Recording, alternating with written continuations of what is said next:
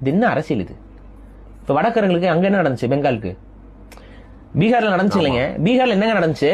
பீகாரில் வாக்காளர்களை இது பண்ணாங்கல்ல, இப்போ அவளை எங்க? அவனுக்கு தான் இல்லைன்னு சொல்லிட்டீங்களே, 60,000 பேரை வந்து இல்லைன்னு சொல்லி விட்டீங்களே.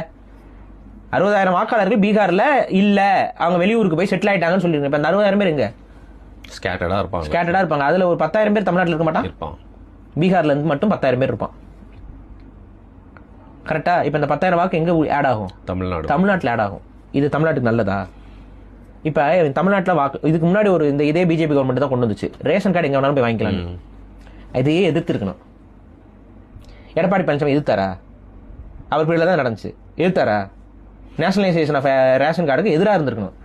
அது எப்படியா ரேஷன் கார்டு வந்து தமிழக அரசு ஸ்டேட் கவர்மெண்ட் இஷ்யூ பண்ணிட்டு இருக்குது, நீ நேஷனலைஸ் பண்ணாதீங்கன்னு சொல்லியிருக்கணும்ல.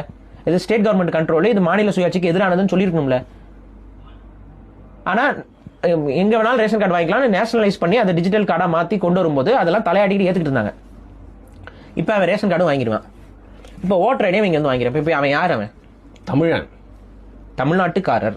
தமிழன் இல்ல, தமிழ்நாட்டுக்காரர். அவரும் நீங்களும் ஒண்ணு.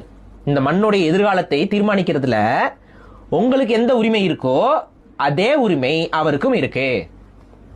எவ்வளவு பெரிய அசிங்கமான நாசகர செயல் திட்டம் இது. இது ஆக்சுவலா உலக சட்டங்களுக்கு எதிரானது.